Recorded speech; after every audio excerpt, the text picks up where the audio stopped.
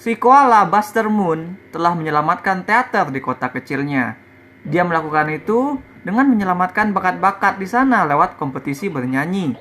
Johnny si gorila, Rosita si ibu babi, Ash si landak rocker, Gunther si babi energetik, Mina si gajah pemalu. Buster Moon membantu mereka semua menemukan suara masing-masing. Sekarang, bertahun-tahun menikmati kesuksesan kecil mereka, Mr. Moon siap untuk mengejar kesuksesan yang lebih besar. Dia pengen mereka manggung di kota, di panggung yang lebih ternama. Dan semenjak tepatnya seekor kritikus ngelepehin pertunjukan teater mereka, Moon jadi makin nafsu untuk membuktikan diri.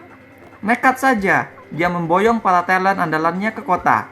Masuk gitu aja ke audisi, dan perform di depan produser gede Jimmy Crystal si serigala putih yang ruthless. Dengan persiapan yang minim.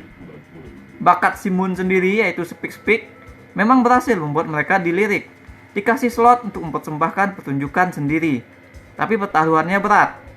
Apalagi Buster Moon sama sekali belum nulis apa-apa tentang show musikal sci-fi yang ia janjikan.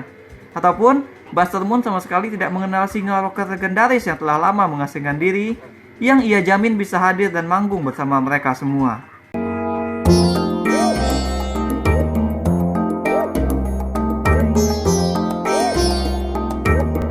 Sutradara dan penulis naskah Garth Jennings paham kemana harus melihat ketika ingin mengangkat cerita tentang dunia pertunjukan. Cerita tentang bakat dan menggapai mimpi digunakannya sebagai fondasi dalam film Sing yang pertama. Di film sequelnya ini, Jennings membangun cerita dari perjuangan menjual bakat, bagaimana mengapitalisasi kesempatan. Sing 2 punya celetukan-celetukan kecil soal bisnis pertunjukan.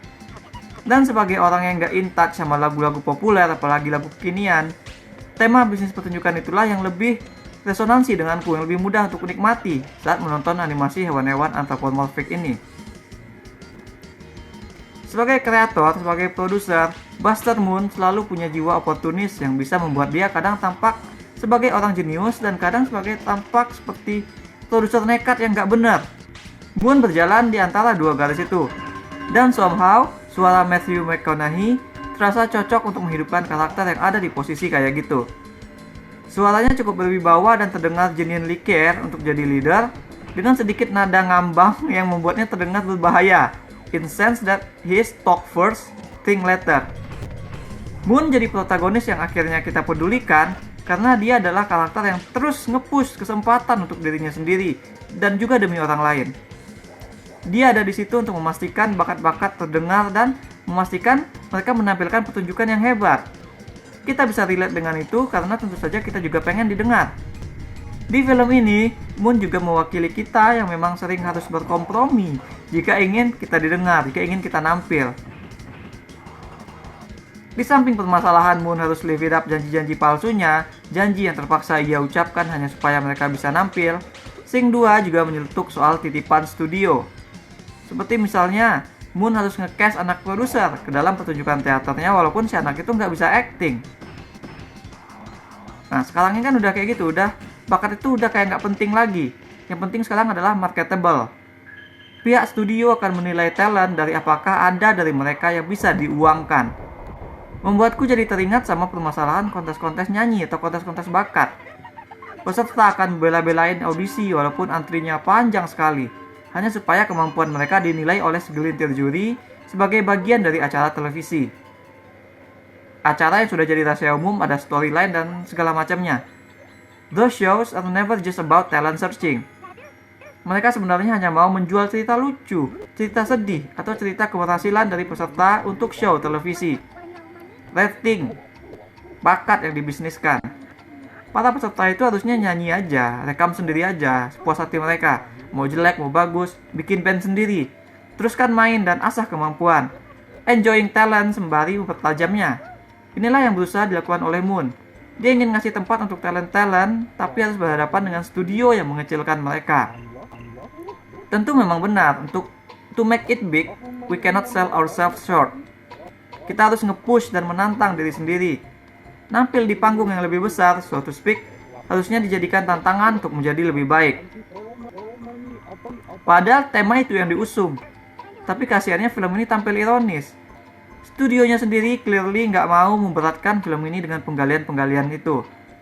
Studionya clearly hanya melihat Sing pertama sukses berkat cover lagu-lagu populer.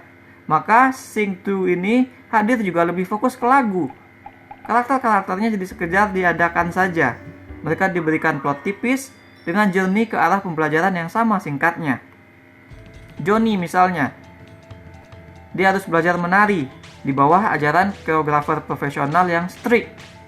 In the end, semuanya ya salah si pengajarnya, bukan salah Johnny. Rosita merasa tersingkirkan ketika dia digeser dari peran utama karena si Rosita ini takut ketinggian, tidak sanggup melakukan adegan terjun bebas di luar angkasa. Nah, konflik pribadi atau psikologisnya ini tidak dibereskan lewat pengembangan yang bertahap, melainkan selesai gitu aja dalam satu adegan. Terus si Mina si gajah, punya masalah beradegan romantis karena dia belum pernah pacaran, belum kenal cinta. Solusi naskah untuk itu ya gampang aja, tahu-tahu di luar ada gajah yang simpatik dan jatuh cintalah si Mina sama si gajah itu. Gunter dan Moon, mereka nulis cerita on the way. Dengan Gunter yang kocak selalu ngubah-ngubah situasi pada narasinya setiap saat. Nah, mereka ini tidak punya momen kompromi atau apapun yang mengisyaratkan pembelajaran teamwork atau semacamnya. Permasalahan Moon menggarap show dari ide spontan dibuat terlalu gampang. They just made it, beres gitu aja gitu. Sehingga pokok tema yang diangkat di awal jadi nggak kena. Permasalahan studio jahat sehingga kini mereka mengorbitkan diri sendiri menjadi terlalu sederhana. Dengan sedikit bahkan nyaris tidak ada pembelajaran yang dialami. Tidak ada yang mengajak penonton terinvolve ke dalam mereka. Yang cukup banyak diberikan porsi adalah tentang Ash yang berusaha membujuk Calloway, si singa legendaris, untuk kembali manggung. Relationship mereka ini bakal jadi hati film jika memang dibahas lebih mendalam. Ash sudah seperti berkonfrontasi dengan dirinya dari film sebelumnya, dan Calloway juga punya konflik yang mudah menyentuh emosi kita semua. Namun bagian yang harusnya bisa jadi plot utama kedua film ini ditampilkan terlalu telat. Dan walaupun cukup banyak, tapi melihat dari bagaimana bagian mereka diposisikan, seringkali seperti selipan di antara adegan-adegan persiapan show, sepertinya studio memang menolak untuk menonjolkan hal tersebut. Sama seperti persoalan plot masing-masing karakter tadi. Studio seperti nggak mau penonton lebih fokus ke meresapi drama-drama itu. Studio maunya penonton nyanyi-nyanyi aja. Bukannya mau nuduh, hanya saja memang jadi terasa seperti studio ini nggak percaya kalau penonton anak-anak akan bisa menyelami perasaan karakter. Dan bukan hanya pada film ini. Sepertinya banyak film lain sekarang yang seperti merasa mereka perlu untuk melindungi penonton dari real emotion. Dan bukan hanya penonton anak-anak. Film Backstage baru-baru ini contohnya. Seolah real emotion itu momok yang bikin film jadi berat. Seolah real emotion itu bahaya untuk hiburan penonton. Padahal kalau dipikir-pikir, ngasih cerita yang soulless kayak gini, yang hanya berisi lagu-lagu supaya happy, justru lebih mengkhawatirkan. Menumbuhkan penonton yang gak mau memikirkan perasaan for the sake of hiburan. Salah satu kritikanku untuk film pertama Sing adalah kurang banyak lagu original. Film kedua ini menjawab itu dengan melipat gandakan jumlah lagu-lagu populer. Sebenarnya nggak masalah kalau lagu-lagu itu adalah penampilan para karakter di panggung show mereka. It's okay kalau gimmick franchise ini memang pertunjukan musikal dari karakter hewan yang mengcover lagu asli dari dunia kita. Aku suka kok final show film ini, terutama pas Halsey nyanyiin lagu Could Have Been Me. Dibikinnya lagu rock itu jadi kayak pop, yang buatku masih terdengar keren dan work. Walaupun memang greget dari lirik Wrap in your regret dari vokalis The Struts tetap tak bisa tergantikan. Akan tetapi film kali ini juga lebih banyak menggunakan lagu cover untuk adegan-adegan yang nggak perlu ada lagunya. Nyaris setiap ada adegan baru, film akan memutar lagu populer. Mereka juga bermaksud lucu-lucuan dengan penempatan lagu-lagu tersebut. Tapi ya jadinya annoying sekali. Film udah jadi kayak klip musik ketimbang cerita. Lagu-lagu selingan itu jadinya mendistraksi. Karena memang untuk distraksi itulah film memasukkan banyak sekali mereka. Film gak mau penontonnya merasa berat atau bosan oleh cerita. Apalagi ini film anak dengan tema bisnis atau panggung hiburan. Jadi film merasa perlu untuk memasukkan musik populer sepanjang waktu. Lagi pula bukankah lagu-lagu pop itu yang bikin film pertamanya laku? Ironis film ini sendiri lebih mikirin jualan. menjadikan bakat menyanyi dan desain karakternya yang lucu tidak sekalian sebagai pengantar cerita dengan real emotion.